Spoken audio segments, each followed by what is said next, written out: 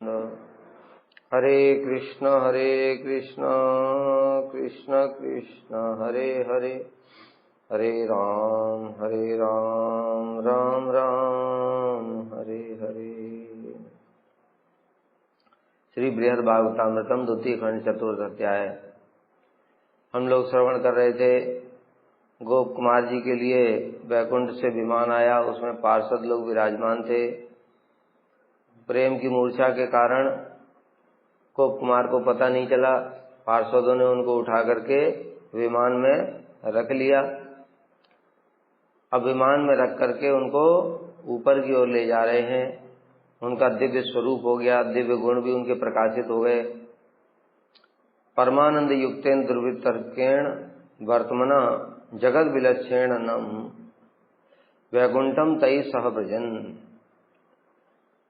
वैकुंठ गमन के समय परमानंद से युक्त जगत विलक्षण और दुर्वितर के पद से मैंने जिन समस्त लोगों को लांघा, उन स्वर्गादि लोक और अलोक अर्थात 14 लोक भुवन के बाहर अष्टावरण के प्रति लज्जा के कारण मैं दृष्टिपात नहीं कर सका। कह रहे अब भक्ति पथ से जा रहे हैं।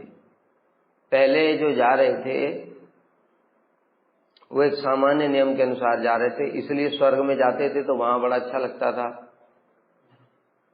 महालोक में गए, वहां बड़ा अच्छा लगा। उसके बाद तपलोक में गए, सत्यलोक में, वहां का ऐश्वर्य देख करके चमत्कृत हो जाते थे। क्या अद्भुत अद्भुत चीजें हैं यहाँ। इसी प्रकार से जब अष्टावरणों का भी उन्होंने देखा ऐश्वर्य, तो देखा ये तो उससे भी ज्यादा है, सत्यलोक से भी ज्यादा आवरण। फिर माया का आवरण, जहां पर माया देवी स्वयं विराजमान है, प्रकृति, वो सब देखते थे तो चमत्कृत हो जाते थे। किंतु अभी भक्ति पथ से जा रहे हैं,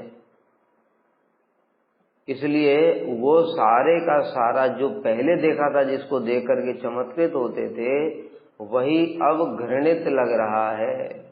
ये भक्ति की महिमा।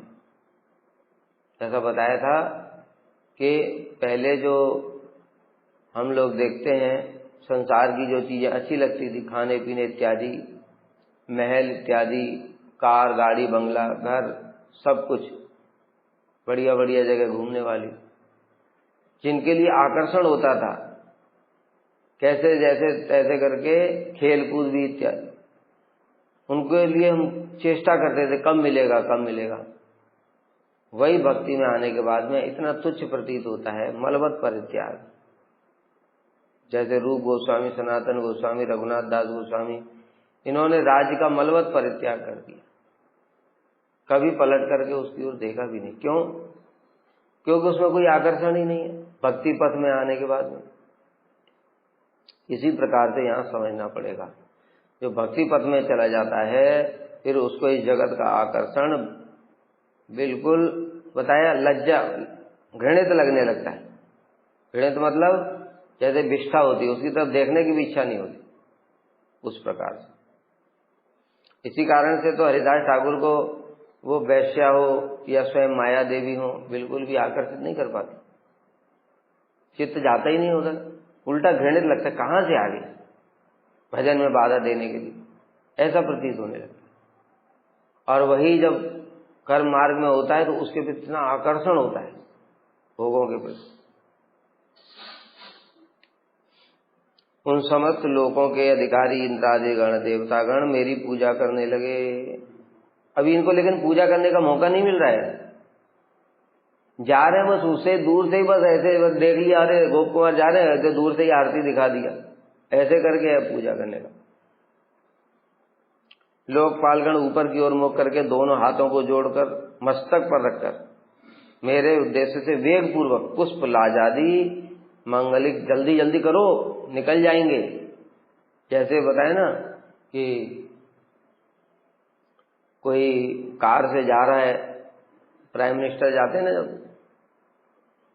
दौरे पे, तो लोग कहते जल्दी चलो नहीं तो निकल जाएंगे। कार से एक झलक ही दिख जाए बस, ऐसे थे। इस जगत में ऐसा होता है। और सोचो इस जगत में तो ऐसे कितने प्रधानमंत्री, कितने आए कितने गए, लेकिन ये जो वैकुंठ जा रहे हैं, ऐसा भक्त तो एक बार ही बस जाएगा, बस एक ही दर्शन होगा, दोबारा दर्शन भी नहीं होगा। यदि आपत्ति हो, पहले कह रहे हैं, पहले कैसे गए थे? पहले तो गोप कुमार सूर्यमंडल भेद कर उस पथ से मुक्ति पद में गए थे, कर्म मार्ग से जैसे लोग जाते हैं उस प्रकार से। अभी किस प्रकार से उन्होंने वैकुंठ गमन किया? इस प्रश्न की आशंका से परमानंद इत्यादि 2 श्लोक कह रहे हैं। परमानंद से युक्त, जगत से विलक्षण और दुर्वितर्क। दुर्वितर्क माने तर्क से परे, वो पथ जो है बाकी लोगों को समझ नहीं आएगा। परमानंद, उस पथ में पूरा आनंद ही आनंद है। जगत से विलक्षण है। जगत से विलक्षण मतलब कि जगत की कोई भी वस्तु उस प्रकार की है ही नहीं, उससे सबसे श्रेष्ठ है। अथवा उस पद का नाम भक्ति पद है। सीधे से फिर बता दिया कि भक्ति पद से अब जा रहे हैं, जो समस्त अवस्थाओं में परमानंदमय होने के कारण जगत से विलक्षण है। इसलिए जगत से विलक्षण है समस्त अवस्थाओं में। समस्त अवस्था कहने से समझो कि साधन अवस्था में भी, क्योंकि अभी हम जो बता रहे हैं उदाहरण साधन अवस्था के लोगों का ही बता रहे हैं, जो पहले खेल कूद, पढ़ाई लिखाई, घूमना फिरना, पैसा कमाना, ये सब छोड़ करके आए, साधन अवस्था में ही तो है ये। अभी उनके अंदर भले ही अनर्थ भी देखे जा रहे हैं, लेकिन तब भी उनको उसमें कोई रुचि नहीं है। कम से कम निष्ठा वाला था, निष्ठा वाले साधक को भी रुचि नहीं होती। ये अलग बात है कि अभी उसकी भक्ति में भी रुचि नहीं है, लेकिन अब संसार में बुद्धिपूर्वक उसको रुचि नहीं है। और रुचि की अवस्था से साधन अवस्था है, रुचि की अवस्था, रुचि की अवस्था से तो बिल्कुल सब धीरे धीरे वहां से विष्ठा जैसा प्रतीत होने लगता है। हर चीज संसार की, जागतिक बातें, जागतिक भोग, सब कुछ, क्योंकि अब उसकी भजन में रुचि होने लगी है। इसलिए समस्त अवस्थाओं, साधन अवस्था में भी, और फिर भाव अवस्था और प्रेम अवस्था की क्या बात कही जाए, उसमें तो ध्यान ही नहीं जाता है, मतलब उन भोगों की तरफ ध्यान ही नहीं जाता है। इसलिए ये जगत से विलक्षण है, परमानंद होगा। भाव अवस्था में परमानंद और उसमें प्रेम अवस्था में तो सांद्रानंद। अथवा वह पथ जिससे गमन करने पर समस्त जगत को विलक्षण रूप में देखा जाता है। अब यहां पर कह रहे हैं वह इस जगत से विलक्षण है? अब कह रहे हैं कि जिसमें गमन करने से समस्त जगत को विलक्षण रूप में देखा जाता है। इसका क्या मतलब हुआ? पहले वाले विलक्षण का मतलब हुआ विशेष लक्षण, मतलब महान लक्षणों से युक्त है। और दूसरा वाला जो विलक्षण है समस्त जगत को विलक्षण रूप में, मतलब लक्षणहीन। समझ गए? विलक्षण रूप में देखने, समस्त जगत को विलक्षण रूप से देखने का मतलब ये कि सब बेकार है, ये सब क्या है, माया, कुछ भी सुख नहीं है इसके अंदर। तभी तो वो कह रहे हैं सुख स्वर्ग इत्यादि जो लोग थे, जो पहले उसमें आनंद हो रहा था, अभी उनकी तरफ घृणित, विलक्षण रूप में यही समझो, घृणित रूप में देखने की इच्छा हो रही, घृणित दिखाई दे रहा है। ये विलक्षण का तात्पर्य। और जो सर्वश्रेष्ठतर मुक्ति पद से भी अति विशेष पद है भक्ति पद, उस पद की प्राप्ति से उत्पन्न प्रचुर परमानंद के कारण में पूर्व में प्राप्त स्वर्ग आदि 14 लोक तथा उनके बाहर स्थित अलोक अथवा लोकालोक, पर्वतों के पास में अवस्थित सूर्य लोक तथा अनालोक, जहां सूर्य का प्रकाश भी नहीं पहुंचता है। ऊपर के लोगों में सूर्य का प्रकाश थोड़ी जा रहा है, आवरणों में सूर्य का प्रकाश थोड़ी जा रहा है। अष्टावरण जो है उन सब, उन स्थानों और अष्टावरण इत्यादि के प्रति घृणावस्था दृष्टिपात भी नहीं कर पाया। देखो यही विलक्षण रूप में, जगत को विलक्षण रूप में देखने, पहले किस रूप में देख रहे थे? वाह क्या बढ़िया बढ़िया अद्भुत अद्भुत चीजें, नंदन कानन, तपलोक सत्यलोक में और भी अद्भुत अद्भुत चीजें होंगी, ब्रह्मा जी का लोक है। और अष्टावरणों की तो पूछो ही मत, उनका ऐश्वर्य तो ये ब्रह्मांड के ऐश्वर्य से बहुत ज्यादा है। लेकिन अब कैसे देख रहे हैं?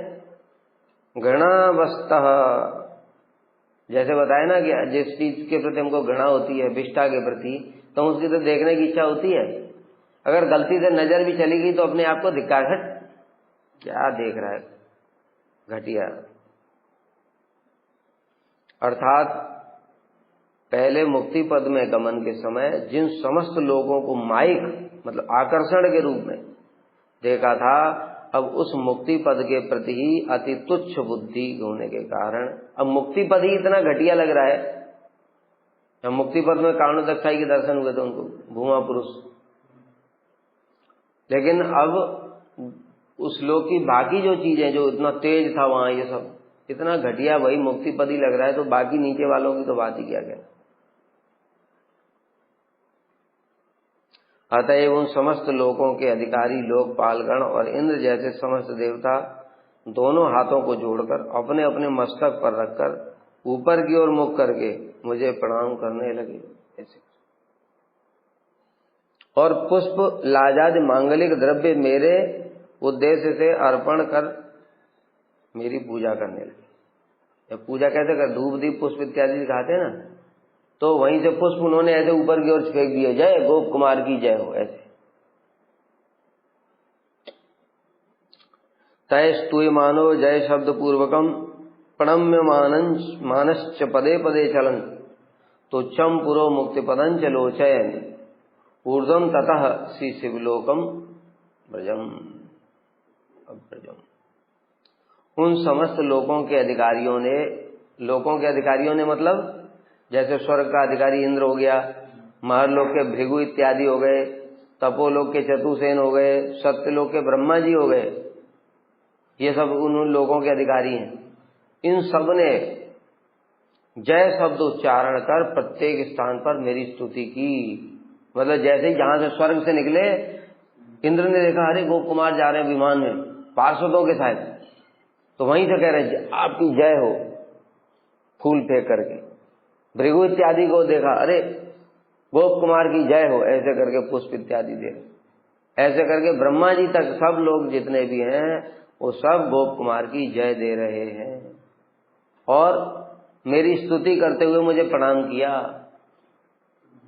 स्तुति भी कर रहे हैं, प्रणाम भी कर रहे हैं कि धन्य हैं आप भगवान के धाम को जा रहे हैं, आपके चरणों में साष्टांग प्रणाम है। क्योंकि पार्षद हो गए नहीं, अब पार्षद हो गए। पहले बताया तब पहले तो इंद्र के राज्य में गए थे तो इंद्र ने थोड़ी प्रणाम किया था, उल्टा इनका ही ऐश्वर्य बुद्धि थी इंद्र के प्रति।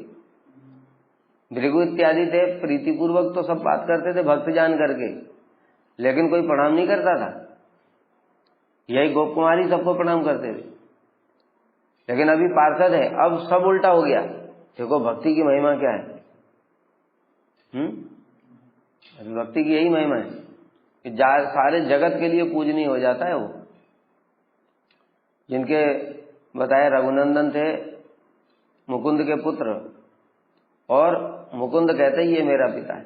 भक्ति का ऐसा प्रभाव है, जिसके अंदर में भक्ति है वो जगत पूज्य हो जाता है।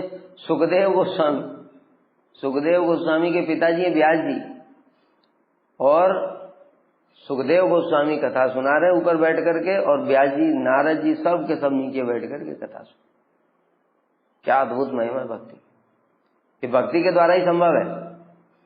पिता भी पुत्र की पूजा करेगा, पिता छोड़ो, पिता के और ऊपर दादा परदादा और जितने भी पूर्वज है वो सब के सब पूजा करेंगे, प्रहलाद जी की पूजा करेंगे सब के सब, है ना। ये भक्ति की महिमा है।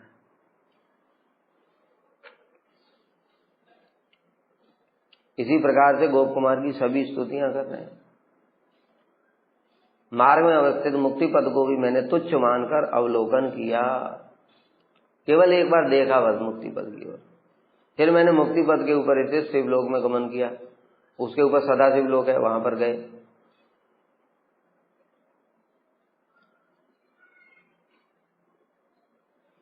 शिवलोक का अवलोकन कर मुक्ति पद की तुच्छता आलोचना करते करते शिवलोक में प्रवेश किया। मुक्ति पद की तरफ देखा, देख करके अरे क्या घटिया चीज, यहां में आया था पहले, ऐसे करके सोच रहे। फिर उसके बाद में शिवलोक में चले गए। सोमम शिवम तत्र मुदा प्रणम्य तेन आदर प्रेम सदुक्त जालई आनंदितो वाक्यम अनोदुराप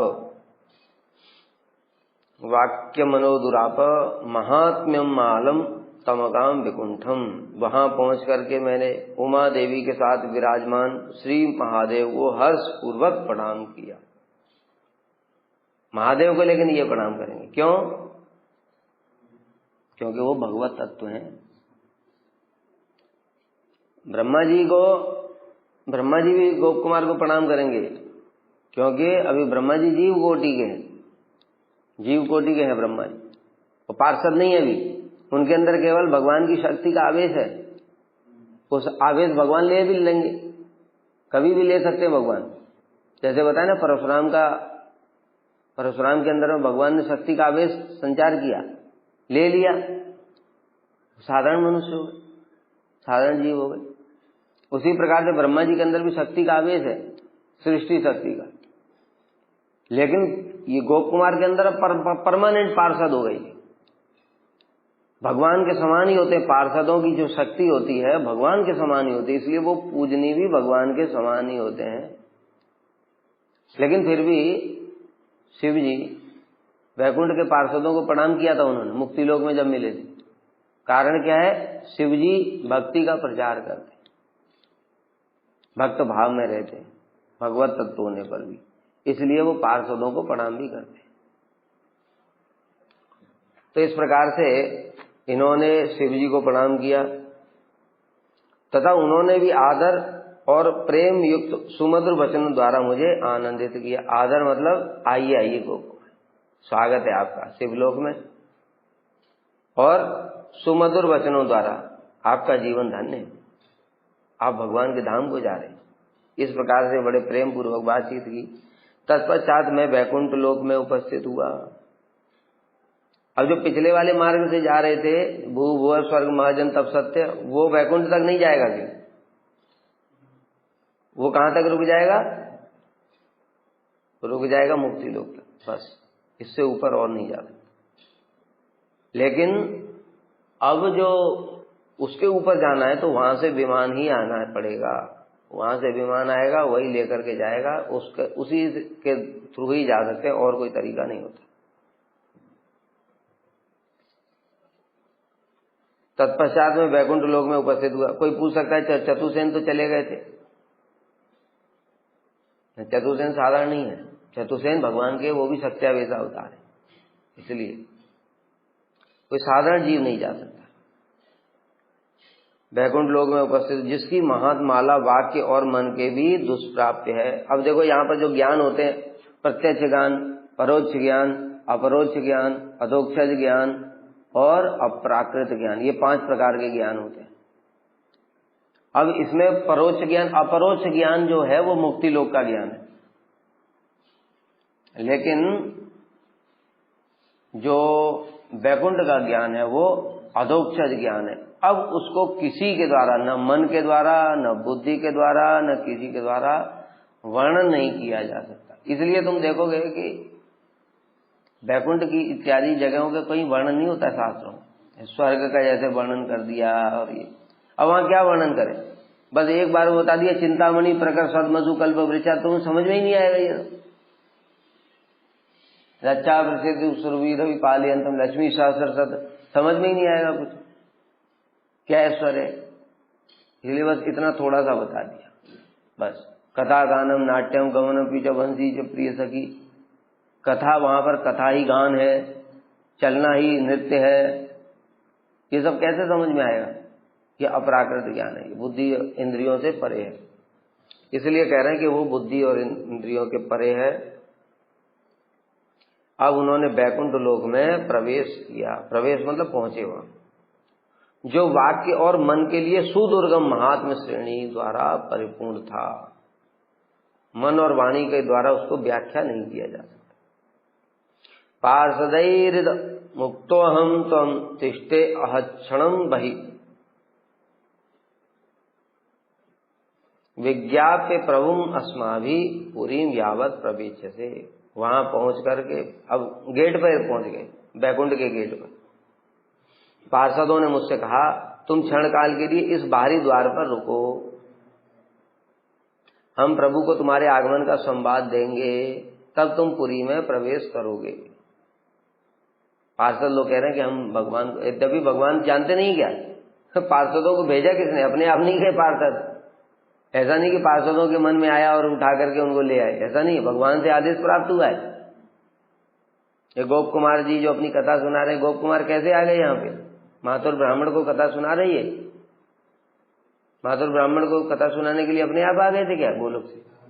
राधा जी ने आदेश दिया, जाओ तुम वो ब्राह्मण को लेकर के आओ, तो भी आए ना। इसी प्रकार से ये पार्षद लोग आए। देखो, जो बैकुंठ चीज जगत में ले जाने के लिए आगे ऊपर से आदेश से आएंगे, लेकिन दूसरे किसी प्रसंग में वो बिना आदेश के भी कर सकते। जैसे अजामिल का वो आदेश नहीं भगवान का, भगवान का आदेश है जाओ तुम देख करके आओ सृष्टि में सब ठीक ठाक, बस इतना आदेश दिया होगा। अब वो देख रहे हैं इधर उधर घूम करके चारों तरफ, देख रहे कहीं अधर्म का काम तो नहीं हो रहा। अचानक उन्होंने देख लिया, नजर पड़ गई, क्यों? नारायण बुलाया। जैसे ही नारायण बुलाया तो पार्षद लोग पहुंच गए वहां कि मेरे प्रभु का नाम कौन बुला रहा है, देखो। और देख रहे तो यमदूत खींच रहे उनको। जब यमदूत खींच रहे हैं तो उन्होंने कहा, ये क्या कर रहे तुम लोग, रुको,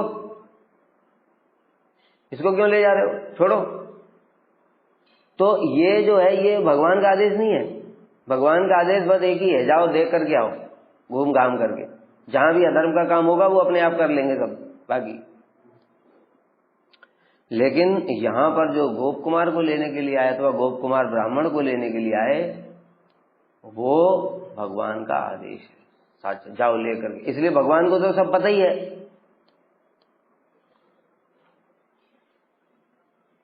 हम प्रभु को तुम्हारे आगमन का संवाद देंगे। वैकुंठ पहुंचकर पार्षदों ने मुझे पुरी के बाहर बैठा कर कहा, तुम थोड़ी देर के लिए यहां रुको, हम स्वयं प्रभु बैकुंठनाथ को तुम्हारे आगमन का संवाद देंगे। अथवा किसी विशेष अधिकारी द्वारा प्रभु को तुम्हारे आने का संवाद देकर तुम्हें पुरी के भीतर प्रवेश करवाएंगे। अब कह रहे हैं विशेष अधिकारी द्वारा प्रभु को तुम्हारे संवाद का मतलब, हम पहले जय विजय को बोलेंगे, विशेष अधिकारी अथवा वहां गरुड़ होंगे, विश्वक्सेन होंगे, उनको बोलेंगे कि प्रभु गोप कुमार आए, ठाकुर जी को बोल दो जाकर के क्या करना है। अथवा इस दूसरा कारण क्या हो सकता है यहां पर ऐसे इंतजार करने का? दूसरा कारण ये हो सकता है, संवाद क्यों भिजवाया जाता है? जैसे मान लो कि महाराज है ना, वो अपने कक्ष में है, कक्ष में रानियों के साथ में है, विश्राम कर रहे हैं, तो ऐसे कोई नहीं जा सकता ना, वो पूछना पड़ेगा पहले कि क्या कर रहे हैं। इसी प्रकार से भगवान विश्राम कर रहे हैं, लक्ष्मी जी उनके चरणों की सेवा कर रही हैं, तो उस समय थोड़ी ऐसे कोई भी घुस जाएगा। ये कारण भी हो सकता है कि उनको संवाद देने के लिए बोल रहे हैं, नहीं तो उसकी कोई आवश्यकता नहीं, भगवान को पता ही है सब।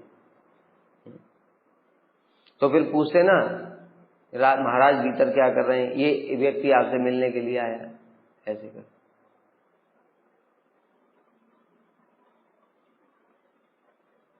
इसलिए यहां पर बताए विशेष अधिकारी द्वारा प्रभु, विशेष अधिकारी मतलब जो भीतर भी जा सकते हैं, और उनको हम बोलेंगे तब वो प्रभु को बोलेंगे, फिर प्रभु आदेश प्रदान करेंगे। वैकुंठ में परम ऐश्वर्य, अब यहां बता रहे कारण क्या है। वैकुंठ में परम ऐश्वर्य की रीति के अनुसार सर्वत्री इस प्रकार का व्यवहार प्रचलित है। वैकुंठ ऐश्वर्य में, इसलिए सब जगह ऐसा ही होगा, वहां ये नियम ही है, वहां का सिस्टम है। इसलिए बता रहे हैं यहां पर रीति व्यवहार ये प्रचलित है, कोई भी काम वहां ऐसे नहीं होगा। भले ही नारायण कुछ भी ना कर रहे हो, तब भी कोई जाएगा तो ऐसे नहीं जाएगा कि सीधे मुंह उठा करके पहुंच गया, पहले परमिशन लेनी पड़ेगी, पहले जय विजय को बोलेगा, ठीक है, द्वारपाल है, जय विजय को बोलेगा प्रभु भगवान के दर्शन करने, जय विजय फिर जाएंगे भीतर, वहां जो एकदम उनके पास में सेवा में रहते हैं गरुड़ जी, विश्वक्सेन जी और इन सब से, इनसे कहें प्रभु वो भक्ता है, आपके दर्शन करना चाहते हैं, तब वो विश्वक्सेन गरुड़ ये सब जाकर के नारायण को बोलेंगे प्रभु ये दर्शन करना है। न नारायण का आदेश आएगा, ठीक है भेज दो, क्या ठीक है थोड़ा रुको 2 मिनट मैं खुद ही आता हूं। इस प्रकार से वह सब जगह यही रीति प्रचलित है, बिना परमिशन के कुछ नहीं होगा, ऐश्वर्य भाव है ना। अब कृष्ण के सगा क्या है, कृष्ण सो रहे घर में, उनको परमिशन लेनी पड़ेगी। मैया कृष्ण से कह दो हम आ रहे हैं, आ जाएं, ऐसे बोलेंगे सका लोग? बस सीधे घर में घुस गए और अभी तक तू सो रहा है, इतना सारे तो इतना देख दिन निकल आया, तू अभी तक सो रहा है, कितना लेट हो गया तेरे चक्कर में, वहां गाय तो पहुंच गई हैं, जल्दी उठ। ऐसे पकड़ के हिला दिया उसको, समझ गए? तो पकड़ के सीधे हिला देंगे वो, उनको कोई परमिशन की जरूरत नहीं है, मैया की भी किसी की भी। क्यों? निसंकोच भाव है। लेकिन वैकुंठ में ऐसा नहीं चलेगा। वैकुंठ में कोई भी नारायण से मिलने के लिए जाएगा तो परमिशन लेनी पड़े। परमिशन के भी इस हिसाब से कितने लेवल हो सकते हैं, जैसे बताए ना, एक लेवल बाहर सिक्योरिटी गार्ड, दूसरा लेवल फिर बाहर भीतर में पत्नी से महारानी बताएंगी, अथवा एक और भी लेवल हो सकता है, वो पत्नी को जाकर के बताएगा कि महाराज है, रानी महारानी का, महारानी महाराज से मिलना है, महारानी महाराज को बताएंगी, ऐसे कर। तो ये रीति वैकुंठ में परम ऐश्वर्य की रीति के अनुसार सब जगह इस प्रकार का ही व्यवहार। और भी जहां जहां पर भी, वैकुंठ तो बहुत बड़ा होगा ना, वहां पार्षद लोग भी होंगे, वहां पर भी ये सब नियम चलेगा। अत्र दृष्टा श्रुत आश्चर्य समुद्रोम ऊर्मे परंपराम भगवत भक्ति दीप्ताभ्याम नेत्राभ्याम गण स्थिर। तुम इस स्थान पर भगवत भक्ति से दीप्त नयनों द्वारा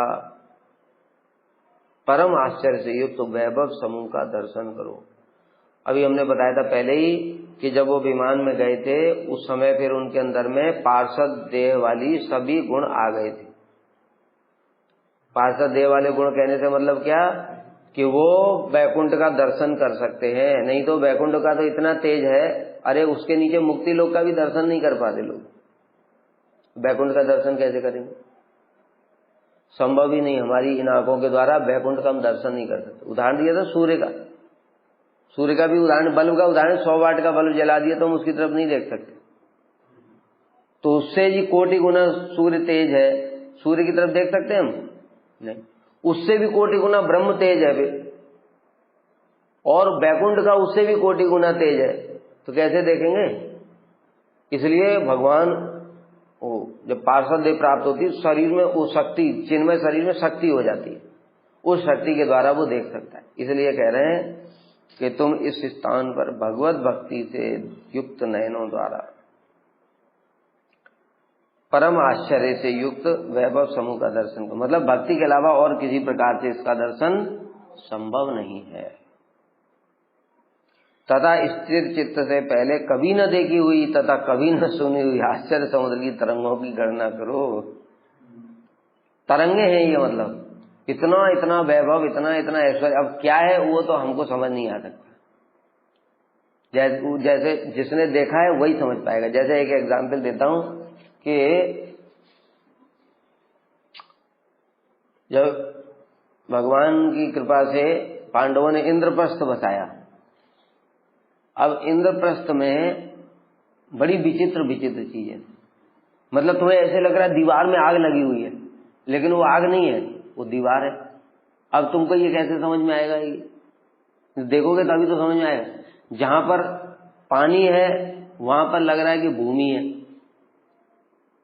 जैसे ये तुम्हारा टाइल लगा हुआ है ना, ऐसे तुमको टाइल दिखेगा लेकिन वो पानी है, तभी तो दुर्योधन ने उसे पैर रख दिया। और जहां पर लग रहा है कि पानी बह रहा है, ऐसा पानी बह रहा है, वो जमीन है।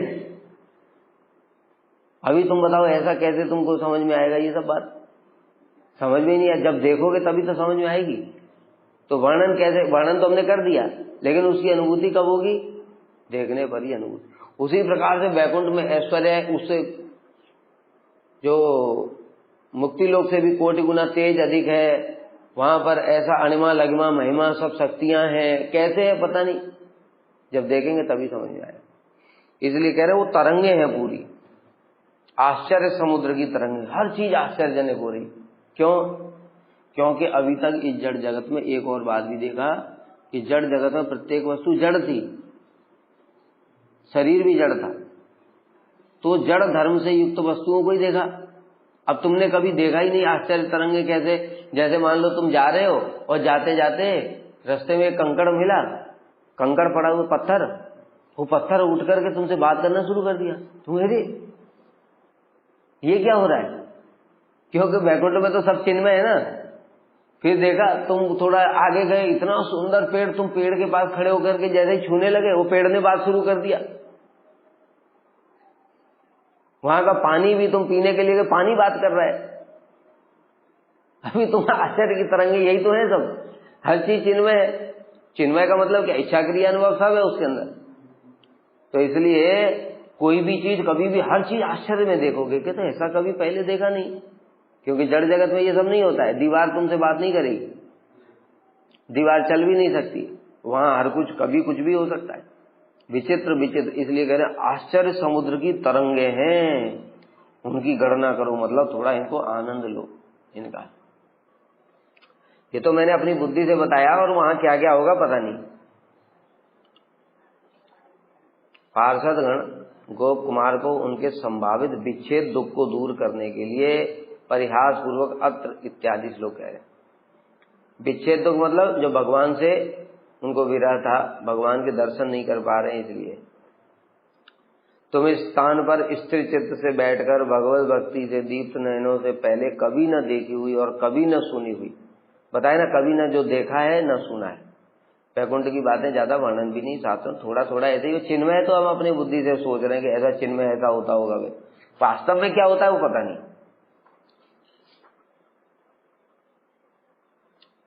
इस प्रकार का कहने का मतलब है धारावाह में उत्पन्न महा आश्चर्य के साक्षात दर्शन करने से गोप कुमार को इन वैकुंठ नाथ की विशेष महिमा अनुभव होगी। मतलब जब वो देखते थे नीचे के लोगों में, जैसे ऊपर से कोई स्वर्ग की उनको महिमा पता चली, तो सोचते थे अरे वहां स्वर्ग में जो भगवान होंगे वो कितने हैं, कैसे अद्भुत होंगे। फिर प्रजापतियों को देखा, इनका तेज तो इंद्र से भी ज्यादा है, तो वहां जो भगवान होंगे वो कैसे होंगे। समझ गए, अनुमान किससे लगा रहे हैं, वैभव से। तो उसी प्रकार से तुम पहले यहाँ का वैभव जब देखोगे तब देखोगे कि अरे अब तक जो वैभव देखा था वो तो इसके सामने एकदम तुच्छ। तो यहाँ जो भगवान का वैभव होगा, भगवान की जो महिमा होगी वो कैसी अद्भुत होगी, यही समझाने के लिए गोप कुमार को कह रहे हैं थोड़ा यहाँ का तुम वैभव जब तक देख लो, हम तब तक भीतर जाकर के इंफॉर्मेशन देते हैं।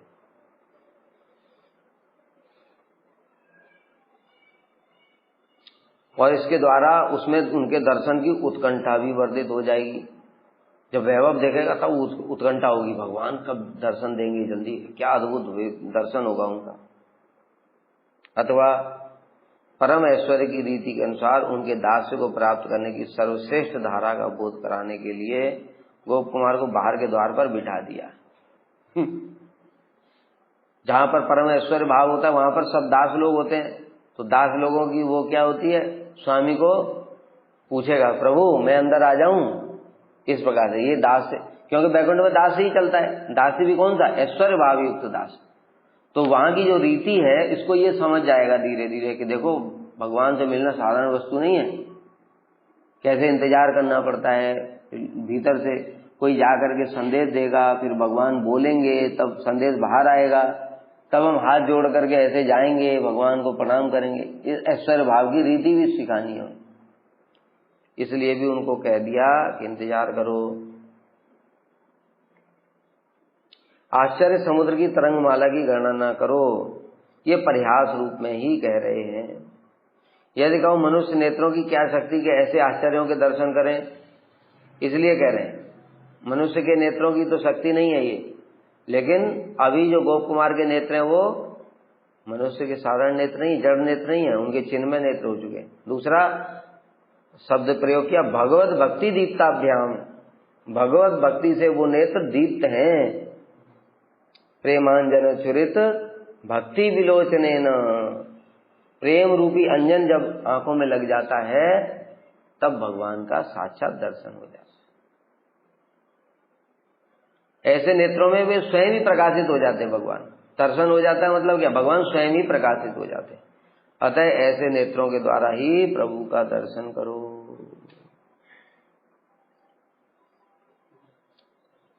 श्री गोप कुमार उवाच तेषु शान्तः प्रविष्टेषु द्वार प्रान्ते बहिस्थितः अवश्यम एकम अयांतम प्रविशंतंच ताम पुरीम।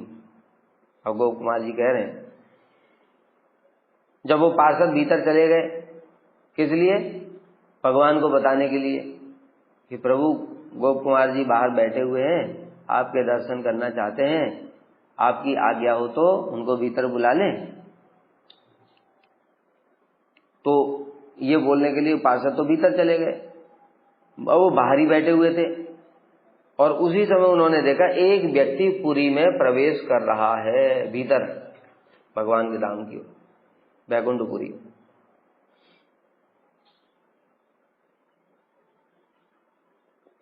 कोई एक, कहने का मतलब क्या है कि बैकुंठ वासियों से में से भी वो कोई एक था, क्योंकि बैकुंठ वासी हैं सारे, वहां तो और कोई रह ही नहीं सकता। तो कभी कभी इधर उधर घूमते रहते ना बैकुंठ के लोग, जैसे हम लोग अपने घर के चारों ओर घूमते रहते, कभी पार्क में चले गए, कभी क्रिकेट ग्राउंड चले गए, कभी नदी के किनारे चले गए, ऐसे घूमते ना, ऐसे वहां के लोग भी घूम रहे थे। तो उसी में से देखा एक व्यक्ति भीतर जा रहा था। ब्रह्मांड शतभूत्याड्य सदयानारूढ़ अद्भुतई गीतादिभिर उदाविष्टम कांताद्यई सदृशम प्रभो। मैंने देखा कि वह पुरुष सैकड़ों ब्रह्मांडों की विभूति से युक्त श्रेष्ठ यान पर विराजमान है। क्या बताया? जो बताया था ना, वहां क्या अद्भुत अद्भुत चीजें देखने को मिलती हैं जो हम कभी सोच भी नहीं सकते। जैसे जो गरुड़ जी जब चलते हैं ना, जो गरुड़ जी जब चलते हैं तो उनके जो पंख हिलाते हैं ना, वो पंखों से वेद स्तुतियां निकलती हैं, भगवान की स्तुतियां निकलती हैं उससे। ओम सहस्र शीर्षा पुरुषः। अब ऐसा कोई होता, पक्षी जब आता है तो ऐसे काँव काँव करते हुए कौआ, तो स्तुति लगती है, वो कान पका दिया। लेकिन जब गरुड़ जी चलते, इसलिए अद्भुत अद्भुत चीजें हैं वहां, हम कल्पना भी नहीं कर सकते। जैसे जादू की पिक्चरों में ये सब पढ़ करके, जादू की पिक्चरों में ये सब बनाया जाता है, ये सब पढ़ करके बनाते सब।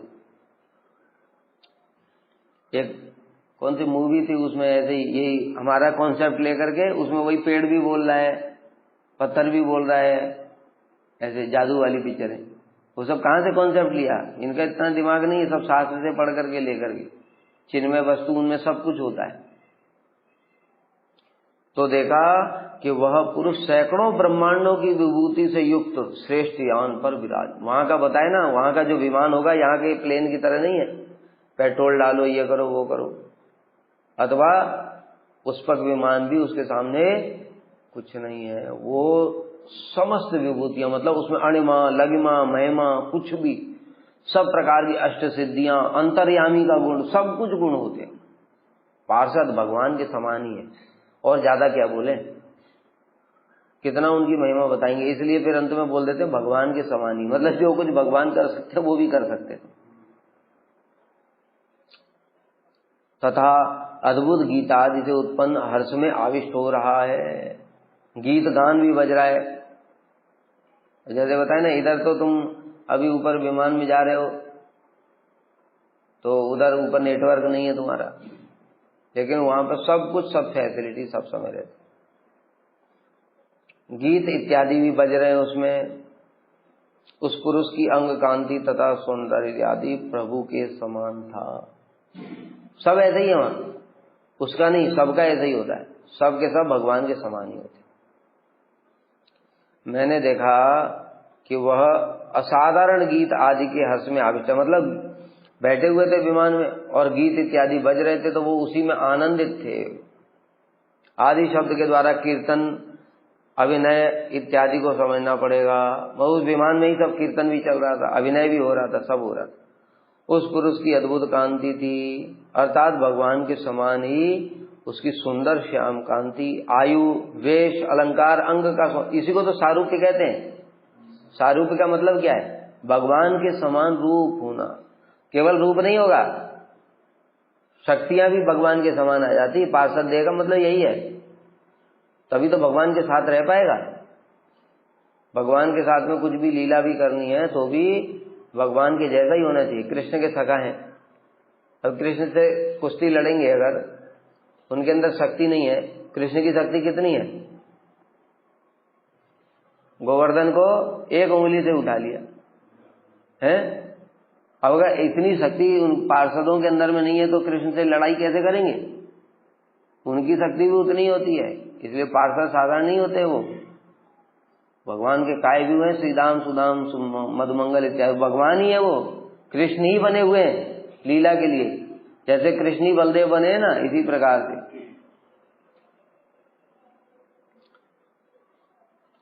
तम मत्वा श्री हरिमनाथ पाहीते मुहुरालपन नमन कर्णव पिधाया हम संज्ञानेन वादितः। अब जब देखा, अरे समझ गए, यही तो भगवान यही होंगे, क्योंकि इतना अद्भुत ऐश्वर्य, मतलब अन्य अन्य जो लोगों में अभी तक गोप कुमार ने जो भगवान का ऐश्वर्य देखा था ना, उससे भी ज्यादा ये पार्षद का ऐश्वर्य है। समझ में आ रही बात? वो पार्षद बताए ना, वो पार्षद साधारण नहीं होता है, पार्षद भगवान के समान ही होता है। इसलिए उनको देखने से भगवान का भ्रम होना निश्चित ही है। हमारे सामने भी अगर चतुर्भुज रूप में जय विजय या कोई भी पार्षद वैकुंठ का आ जाए तो हम उसको नारायण ही समझेंगे कि भगवान आ गए। उन पुरुष को साक्षात हरि जानकर और गोप कुमार, हे नाथ, हे प्रभु, आपका दर्शन हो गया, मेरी रक्षा करो, त्राहि माम पाहि माम, कहते कहते बार बार उठे, फिर प्रणाम किया, फिर उठे, फिर प्रणाम किया दास। हे नाथ, अभी क्या उनको बोला? हे प्रभु, हे नाथ, हे भगवान, ऐसे बोला गोप कुमार ने। और वो पार्षद थे तो उन्होंने तुरंत, अरे क्या सुन रहा हूं मैं, क्या बोल रहा है ये बच्चा? उन्होंने दोनों कानों में उंगली डाल दी। नहीं नहीं, चुप करो, चुप करो। ऐसे है ना, हमारे ठाकुर जी के सामने अथवा गुरु जी के सामने कोई हमको प्रणाम कर रहा है और या हमारी प्रशंसा कर रहा है तो तुरंत उसको चुप करा, चुप, गुरु जी बैठे, हम क्या है उनके साथ, हम तो उनके दास हैं, ऐसे बोलना चाहिए, नहीं तो हमको अपराध लगेगा। इसलिए दोनों कानों में उंगली डाल दी। अतः मैंने साक्षात उनको बैकुंठ नाथ हरि माना। हे नाथ, हे जगदीश्वर, मेरी रक्षा करो, ऐसा कह करके बार बार प्रणाम करने लगा। तब उस बैकुंठवासी पुरुष ने मेरे को ये सहन नहीं कर पाया संबोधन, कहता अरे क्या बोल रहा है, मेरे को भगवान कहता है, चुप, मुंह बंद करो। ऐसे करके उनको जीवा के अग्रभाग को ऐसे दांतों तले दबा लिया, अरे क्या बोल रहा है पागल, ऐसे करके। और असंगत संबोधन, असंगत मतलब मेरे को भगवान कह रहा है, कहाँ भगवान भीतर बैठे हुए हैं और ये मुझे भगवान समझ रहा है और मेरा कहीं अपराध ना हो जाए ऐसा सुन करके इसलिए कान बंद कर लिए और हाथ हिला करके ऐसे बोलना नहीं, तथा मुझे मना किया। अपने हाथों से कानों को ढकने का अभिप्राय था कि वे हे नाथ इत्यादि संबोधन सुनने के योग्य नहीं थे। मतलब हमको तो बद्ध जीव है ना, इसलिए हमको अपनी प्रशंसा अच्छी लगती, लेकिन वो तो पार्षद है, उनको अपनी प्रशंसा अच्छी नहीं लगती। और वो भी ये तो प्रशंसा महिमा साक्षात भगवान समझ रहे, इसलिए कहीं मेरा अपराध ना हो जाए, इसलिए उन्होंने अपने कानों को बंद कर लिया।